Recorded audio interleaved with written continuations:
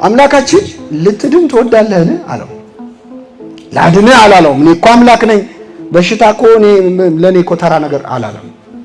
ልትድን ትወዳለህን አለ። ክርስቶስ ለበሽተኛው የሚራራ የሚገርማችሁ ከሙያ እዚህ መሀል ሐኪሞችም አላችሁ እርግጠኛ ነኝ። ከሙያዎች የተጠራባቸው ብዙ ሙያዎች አሉ። አንዱ ሐኪም ነው ክርስቶስ ሐኪም ነው። እኛ በሽተኞች ነን። ኃጢአት በሽታ ነው። ለምንድን ነው ክርስቶስ ሕክምናን ለሱ ሰጥቶ ራሱን ባለመድኃኒት ብሎ የጠራው? ሐኪሞች በሽተኛቸውም እንዴት እንዲያዩ እንደሚፈልግ ነው። አንተ አንድ እዚህ መሀል ሐኪም ካለ አንድ ሐኪም በሽተኛውን እንዴት ነው ማየት ያለበት ካላችሁ ክርስቶስ እሱን እንደሚያየው ነው። እንደ ኃጢአተኛነትህ እንደሚያይህ አንተ ኃጢአትን እንደሚታገስህ። በነገራችን ላይ ክርስቶስ እንደ ሕክምና ነው ትምህርቱም ወንጌሉም። አንዳንዴ ተክሳጽ ምናምን እየተባለ ሰው የሚያቆስል ነገር መናገር አይገባም በወንጌል ስም። ምክንያቱም ቅዱስ ዮሐንስ አፈወርቅ ምን ይላል መሰላችሁ? ወመገስጽ ይህ ይኩን ከመማዕትም ወጽኑ አቃል። የሚገስጽ ሰው የሚሰብክ ሰው ወንጌልን አይቆጣ፣ በጣም ቃሉ ጭካኔ የተሞላበት ጽኑ አቃል አይሁን። ታዲያ ምን ይሁን ይልና ይላል መሰላችሁ? ቁስል እንደሚፈውስ ሐኪም ይሁን ይላል። ምን እንደሚፈውስ? ቁስል የሚፈውስ ሰው መድኃኒት ሲያደርግ እፍ እያለ መድኃኒቱ ቢያቃጥልም እፍ እያለ በሽተኛውን አዝኖ እንደሚፈውስ እንደዛ አድርጎ ይፈውስ ይላል። ክርስቶስ እንደዛ ነበር። ማንንም በክፉ ቃል ሰብሮ አያውቅም ጌታ። ምን ይላል? አይጮህም፣ በአደባባይ ድምፁን የሚሰማ የለም። እንዲያውም ይላል የተቀጠቀጠ ሸንበቆ አይሰብርም ነበር ክርስቶስ። ሸንበቆ ከተቀጠቀጠ ወዲያ መስበር ቀላል ነው፣ እሱ ግን አይሰብርም። የሚጤስ የጧፍ ክር አያጠፋም ነበር። ምን ማለት ነው? በኃጢአት ተቀጥቅጦ ሊወድቅ የደረሰን ነፍስ ክርስቶስ በንግግር አይጎዳውም። ሊጠፋ ትንሽ የቀረው እንደሚጤስ የጧፍ ክር ያለ ህይወት ያለውን ሰው አይጨክንበትም፣ በፍቅር ነው የሚያናግረው ሐኪም ስለሆነ ማለት ነው። እና በሕክምናውም ዘርፍም በሌላም ዘርፍ መጨካከል እንደሌለብን በሚያሳይ መንገድ ራሱን መድኃኒት አድርጎ ባለመድኃኒት አድርጎ ክርስቶስ ገልጿል። ቀርቦ በትህትና ጠየቀ። ሐኪሞች እንግዲህ ሐኪም ደግሞ ሲባል ይኸውላችሁ አንዳንዴ ሐኪሞች በተለይ በድራማ ምናምን ላይ በቴሌቪዥን የምናያቸው ሐኪሞች ደግሞ አሉ ዝም ብለው የሚያገጥ የሚስቁ ለበሽተኛ። በቀን 400 በሽተኛ እያየ መሳቅ ይቻላል? ይሄ ጤናም አይደለም አይደለ? ስለዚህ እንደዛም እንዲሆኑ መጠበቅ የለም። ድራማ ላይ እንደምናየው መሆን የለበትም። ብዙ በጠባብ ፋሲሊቲ በጠባብ ሆስፒታል ውስጥ ለመጣ ለሄደው ደህና ነህ እያሉ ጸጉሩን እያሻሹ ሊያዋሩ አይችሉም። ይሄ ሁኔታው አይፈቅድም። ስለዚህ ለእነሱም ትንሽ እንዘንላቸው ጫናቸውን አይተን፣ ግን ደግሞ እነሱም ደግሞ እንደ ገራጅ ሰራተኛ ባያስተናግዱን ደስ ይላል። አሁን ገራጅ ሰራተኛ መኪና ተበላሽቶ ሲመጣለት ለመኪናው ፍቅር ይሰጠዋል? መልሱልኝ። አይዞ ይለዋል? መቀጥቀጥ ነው ዝም ብሎ አይደለ? ስለዚህ አንዳንድ ሐኪም አሁን እንደ ገራጅ ሰራተኛ እንደ መካኒክ በሽተኛውን ዝም ብሎ እንትን ይላል። ይመመው አይመመው ይሰማው አይሰማው ሰው መሆኑን መዘንጋት ማለት። ክርስቶስ ቀረበና ልትድን ትወዳለህን አለው። ሲለው ጌታ ሆይ እንግዲህ ልትድን ትወዳለህን ማለት ድሮስ አሁን ይሄ ጥያቄ ምን አይነት ጥያቄ ነው ያስብላል አይደል? ድሮስ በሽተኛ መዳን የማይፈልግ በሽተኛ ማን አለ? አሁን እኛ ጥያቄውን ስንሰማ በእርግጠኝነት ምን ማለቱ ነው ግን ጌታ ሳንል አንቀርም በሆዳችን። ልትድን ትወዳለህ ይባላል። አንደኛ ክርስቶስ የሰውን ነፃነት ስለማይነካ ነው። ለመዳንም ፈቃድን እንደሚፈልግ ነው። እያንዳንዳችን እንድንድን ይፈልጋል። በሽተኛም ሆኖ በነገራችን ላይ መዳን የማይፈልግ አለ ታውቃላችሁ። ህመሙ መተዳደሪያ የሆነ ሰውም አይጠፋም አይደል? ብዙ እንዳይነካበት የሚፈልግ እንዲህ ደህና በበሽታው የሚኖርም ሰው ሊኖር ይችላል እኮ። ከበሽታው ጋር የሚኖር አለ፣ በበሽታውም የሚኖር ሰው አለ የሚተዳደር። ልትድን ትወዳለህን ብሎ ጠየቀው። ምን ብሎ መለሰ? ጌታ ሆይ በሉ እስኪ ሌላው ቀድሞኝ ይድናል፣ ወደ መጠመቂያይቱ የሚያኖረኝ ሰው የለኝም። ምን የለኝም? ሰው የለኝም። ይህንን በሽተኛ እናደንቀዋለን። ጌታ ሆይ ብሎ ነው የጀመረው። ማን ሆይ? አሁን 38 ዓመት የተኛ ሰው መጥቶ ጥያቄ ሲጠይቀው ጌታ ሆይ ይላል። ምን ፈለክ ነው?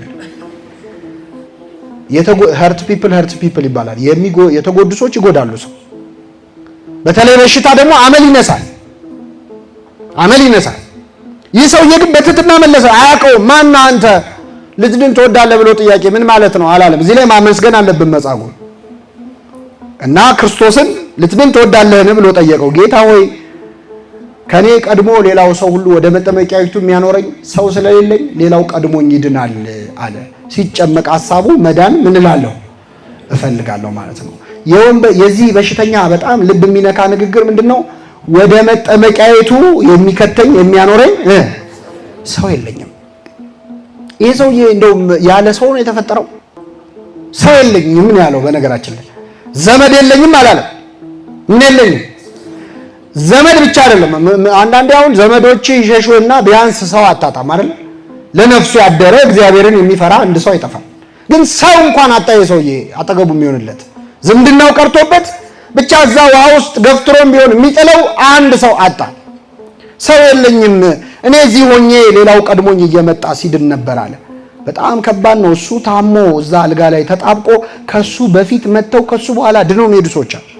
ምናልባትም በመጡ በአንድ ቀናቸውም ተጠምቀው የዳኑ ሰዎች ሊኖሩ ይችላል። አይ ይሄ ሰውዬ ብዙ ዓመት ቆይቷል፣ አሁን ውሃው ሲናወጥ ቅድሚያ ለሱ እንስጠው ሰው ይላል አይልም። ስስታሞች ነን እኛ፣ ለራሳችን ነው ቅድሚያ የምንሰጠው። ስለዚህ ሰው የለኝም አለ። ለክርስቶስ ይህን ያለው ለምን መሰላችሁ? ሲያየው የ31 ዓመት ጎልማሳ ነው ጌታ። ስለዚህ ምናልባት እሱ እዚህ ጸንቶ ከቆየ እሱ ራሱ ውሃ ውስጥ ይጨምረኝና እድናለሁ፣ አለዚያም ብዙ ሺህ ተከታይ ስላለው ከተከታዮቹ አንዱን በላንተ እዚህ ቆይና የሰውዬ ውሃው ሲናወጥ ጠብቀ ገፍትረ ከተተው እና ይፈወስ ይልልኛል ብሎ አስቦ ሰው የለኝም አለ። ክርስቶስ ይህን ጊዜ ምን አለ? ተነሳና አልጋህን ተሸክመ ሂድ አለው።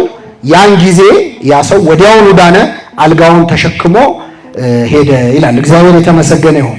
ክርስቶስ ምኑን አሸክሞ ላከው? አልጋውን። ለምን ላከው? አንደኛ የፈወስኩ በነፃ ነው። ይሄ ሰውዬ ምንም ንብረት የለውም። ብቸኛ ንብረቱ ምኑ ነች? እሷንም ይዛሃት ሂድ አለው። ስለዚህ በነፃ ነው የፈወስኩ ነው አንድ በሉ። ሁለተኛ ይሄ ሰውዬ የተፈወሰበት ፈውስ ወይም ታምራቱን ጽናት ታምራቱን ለማሳየት ነው። አንድ ሰው 38 ዓመት በሽታ ላይ የነበረ ሰው ሲድን ወዲያው ተነስቶ አልጋ መሸከም ይችላል? አይችልም። ትንሽ እስኪያገግም ያዞረዋል። ትንሽ መለማመድ፣ እግሩም ብዙ ዓመት እንትን ስላለ ትንሽ ይታሻል። እና ሐዋርያ ጌታ ይህን ሰውዬ ሲፈውሰው ቆይ መጀመሪያ እግርህን ታሽተ ብሎታል። ተነሳና አልጋህን ተሸክመ ሂድ አለው። ፈወሰው። ያለ ቀሪ ያለ ተረፈ ደዌ የቀረ በሽታ ሳይኖር እንዳዳነው ለማሳየት ያንን ሰውዬ አልጋውን አሸክሞ ሸኘው። ያለ ምንም ጉድለት የሚፈውስ አምላክ እንደሆነ የሚያሳይ ነው። ሌላው ግን ይህ ሰውዬ ዘመድ ወዳጅ ባጣባት 38 ዓመት ሙሉ በተሰቃየበት ዘመን 4 እግር እያላት ጥላው ያልሄደችው ዘመዱ ማነች? አልጋው ነች። ሰው ሁሉ ጥሎት ሲሄድ እሷ ያልሄደች በእርግጥ የምትሰማ አይደለችም። አልጋው ግን ብቸኛ ዘመዱ ነበረች። ስለዚህ በተራ ተሸከማት አለው። የተሸከመችህን አልጋ በተራ ምን በለ ተሸከማት። ክርስቶስ የተሸከሙንን በተራ እንድንሸከም ይፈልጋል። እዚህ ማለት ሁላችንም የሆነ የተሸከመን አካል አለ። ወላጆቻችን አልተሸከሙንም? ተሸክመውናል። የተሸከሙንን እንድንሸከም ይፈልጋል እግዚአብሔር። ወላጆች እንዴት እንደተሸከሙን አስታውሱ። ሕፃን ሆነን መንቀሳቀስ በማንችልበት ጊዜ፣ በአግባቡ መብላት በማንችልበት መጠጣት በማንችልበት ጊዜ፣ በአግባቡ ሄደን መጸዳዳት በማንችልበት ጊዜ እንዴት ባለ ትዕግስት ነው ያሳደጉን ወላጆቻችን። ካደክ በኋላ የሆነ ሰዓት ወላጆችን ደግሞ የመሸከም ጊዜ ይኖራል። መጦር ብቻ አይደለም፣ ጠባያቸው ሊለዋወጥ ይችላል፣ ሊያስቸግሩ ይችላሉ። አይ በቃ ይላል አንዳንድ ልጅ፣ ልክ አለው ለሁሉም ነገር ይላል። ሕፃን ሆነ እኮ ልክ አለው ለሁሉም ነገር ብለው እኮ አላባረሩም። ታግሰዋል፣ ተሸክመዋል። የተሸከመችንም ቤተክርስቲያናችንን መሸከም ይጠበቅብናል። እቺን ሀገር እኮ ቤተክርስቲያን ተሸክማታለች። ታውቃላችሁ እንዴት አድርጋ ነው የተሸከመችው ካላችሁ፣ ለረጅም ዓመታት የትምህርት ሚኒስቴር የነበረችው እኮ ቤተክርስቲያን ናት። የትኛው ኬጂ እና የትኛው ትምህርት ቤት ነው ኢትዮጵያን እዚህ ያደረሳት? ማን በሰራው ፊደል ነው እዚህ የደረስነው? ምን ግባባው? ለብዙ ዓመታት የትምህርት ሚኒስቴር ሆና ካሪኩለም ቀርጻ ኢትዮጵያን ተሸክማ የኖረች ቤተክርስቲያን ነች። ግን ኢትዮጵያ በተራዋ ተሸክማታለች ለማለት በጣም ያስቸግራል። ባይሆን ማገዶ እያረገቻት ነው። አልጋውን ሰባብራ ብዙ ነገር እያረገች ነው የተሸከመቻትን ቤተክርስቲያን። ሀገርም እንደ ሀገር የተሸከመችን ውለታ ያለችልን ብሎ እግዚአብሔር ሰው ሁሉ የተሸከመውን እንዲሸከም ውለታ ከፋይ እንዲሆን ይፈልጋል እግዚአብሔር። ስለዚህ ተነሳና አልጋውን ተሸክመ ሂድ አለው። ያ ሰውዬ ወዲያውኑ ዳነ፣ አልጋውን ተሸክሞ ሄደ ይላል። በነፃ ማዳኑንም የሚያሳይ ነው። ሌላው መቼ እዚህ መሀል ወጣቶች ናችሁ፣ ወንጌል ሁል ጊዜ ለእኛም ጭምር ነው። አንዳንዴ ይሄ ሰውዬ 38 ዓመት ሙሉ እድናለሁ ብሎ ሲጠብቅ የነበረው በጠበሉ ነው። ከዚያ ጠበል ውጪ ሌላ መዳኛ መንገድ የለም ብሎ ነው የሚያስበው። ሌላም ቦታ እንዳይሄድ በእርግጥ እግርም የለውም አይደለም፣ መሄድ አይችልም። እና አንዳንድ ወጣቶች ትምህርት ተምረው ተመርቀው የሆነ ነገር ሰርቲፊኬት ኖሯቸው የሚጠባበቁ አሉ። በህይወታችን ውስጥ የሆነ የምንጠባበቀው ጠበል አለ እንዲፈውሰን ማለት። ተማሪው ሲቪውን ያስገባና እስኪደወልለት ይጠብቃል ቁጭ ብሎ። ከዛ ሌላ ሰው መጥቶ ስራ የለም አትሰራም እንደዚህ አታደርግም ሲለው ስራማ ፈልግ ነበር ግን ስራ የሚያስገባኝ ምን የለኝም፣ አቤት ሰው የለኝም ይላል። አዲሱ መጻጉዕ ማለት ነው። ሰው የለኝም ይላል። እንዲህ እንዳላረግ እንዳልማር እንዲህ እንዳላረግ ሰው የለኝም ይላል። እና ደህና መካሪ ካገኘ ምንድነው መባል ያለበት? ተነሳና አልጋን አንጥፈ ከቤት ምን በል። አንዳንድ ኦፕሽኖች ይኖራሉ። ይሄ ሰውዬ እኮ እግር ስለሌለው ነው። አንተ ለምንድነው ጠበሉን የምታየው ቁጭ ብለህ? በህይወት ሌላ አማራጮች ሊኖሩ ይችላሉ። ለምን እድሜ ትጨርሳለህ? በዛች መንገድ ብቻ አይደለም ስራ ሊሰራ የሚችለው። ሌላ የህይወት አማራጮች አሉ፣ የህይወት መንገዶች አሉ። እስቲ ዞር ዞር ብለህ መጻጉዕ መውጣት እየፈለገ እንዳይሄድ እግር ይዞት ነው። አንተ እግር እያለ ለምን ካልጋ ጋር ትቆያለህ? ተወኝ እባክህ ሰው የለኝም ማለት እንደሌለብንም የሚያሳይ ነው። መጠመቂያው ላይ ብቻ ማፍጠጥ አያስፈልግም፣ መወሰን አለበት። መጻጉዕ ተነሳና አልጋን ተሸክመ ሂድ ሲባል ያ ሰውዬም ወዲያውኑ ድኖ ተነሳና አልጋውን ተሸክሞ ሄደ። አንድ አሁን 38 ዓመት እግሩ ሽባው ነው የኖረ ሰው ተነሳ ብትለው ምንድን ነው የሚለው?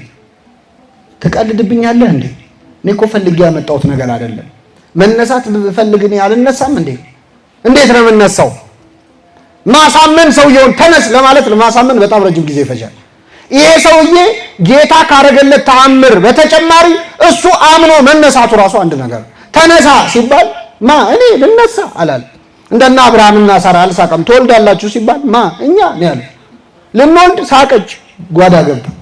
ሚስት ሳራ እንደ አባቷ ባሏም ስቋል። አብርሃምም እየሰገደ ሳቀ ይላል። እስኪ በሉ እየሰገደ ስግደትና ሳቅ አብሮ ሄደ።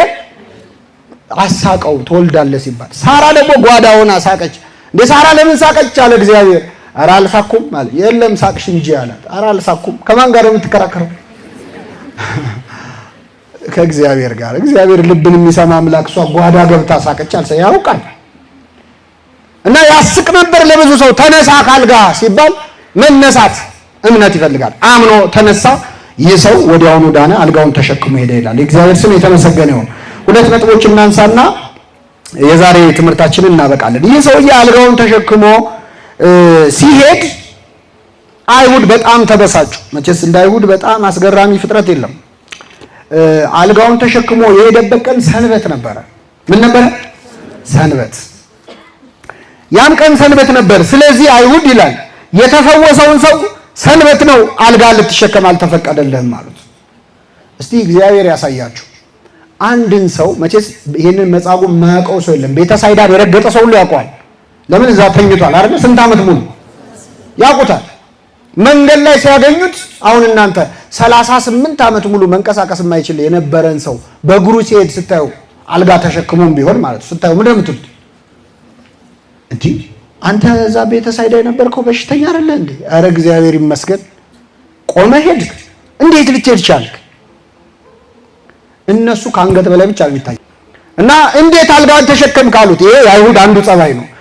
እስቲ ምንልሳቸውን ላንብብላችሁ። ሰንበት ነው አልጋን ልትሸከም አልተፈቀደልህም ማለት። እርሱም ያዳነኛ ሰው አልጋን ተሸክመ ሂድ አለኝ አላቸው። እስኪ በሉ ያዳነኛ ሰው አልጋን ተሸክመ ሂድ አለኝ። አቤት ያዳነኝ ያ ሰው። ቀጣዩ ጥያቄ ምንድን ነው? አቤት ማን ነው? ያዳነህ ነው አይደል አላሉ። ላንብብላችሁ። ያዳነኛ ሰው አልጋህን ተሸክመ ሂድ አለኝ ብሎ መለሰላቸው። እነርሱም አልጋህን ተሸክመ ሂድ ያለ ሰው ማን ነው አሉት። ያዳነህ ማን? እንግዲህ ቶት ፓተርኑን ስታዩት፣ የጥያቄውን ፓተርን ስታዩት ምንድን ነው ያለው? ያዳነኛ ሰው አልጋህን ተሸክመ። ቀጣዩ ጥያቄ ምንድን ነው? ማን ነው? እሷን መስማት አይፈልጉም። አይሁድ መርጠው ነው የሚሰሙት፣ መርጠው ነው የሚጠይቁት። ይገርማችሁ፣ በጣም ብልጥ ናቸው። የጌታን ማዳን መስማት አይፈልጉም። ማን ነው ያዳነህ ላለማለት፣ ማን ነው አልጋህን ተሸክመ። እንደዚህ ፎልት ፋይንደር ከመሆን እንደው እንከን ፈላጊ ከመሆን እግዚአብሔር ይሰውራል። ዝም ብሎ በቃ ከእያንዳንዱ ጥሩ ነገር ውስጥ ከፈውስ ውስጥ እኮ ከመሃል ክፋት የሚያወጣል። ከፈውስ ውስጥ ተንኮል ከመሃል የሚያወጣ ያን ማረጉን ደግሞ እንደ መንፈሳዊነት የሚቆጥር ሰው አለ። አንድ ውዲ አለን የሚባል ኮሜዲያንም ጸሐፊም ነው። ምን አለ መሰላችሁ? ትችት ማለት ነቀፋ ማለት ይላል የነቃፊው የህይወት ታሪክ ነው ይላል። እየሰማችሁ ምንድነው የነቃፊው የህይወት ታሪክ? ዞን ሪላየብል ፎርም ኦፍ አውቶባዮግራፊ ይላል። ግለ ታሪኩን ነው የጻፈው። ማለት በህይወቱ የገጠሙትን ነገሮች ንግግሩ ላይ ተዋል። አንተን ሲተች የእሱን ዲስአፖይንትመንት ያንተ እዛ ትችት ውስጥ ታገኘዋል። እና አይሁድ የዚህን ሰውዬ ፈውስ ማመስገን ሲገባቸው አልጋን ተሸክመ ያለ ሄድ ያለ ማን ነው አሉት። ያም ሰው ይላል ብዙ ህዝብ በዛ ስፍራ ነበሩና ኢየሱስን ፈቀቅ ብሎ ነበረና የፈወሰው ማን እንደሆነ አላወቀም ይላል። ያዳነንን ካለማወቅ በቸርነቱ ይሰውራል።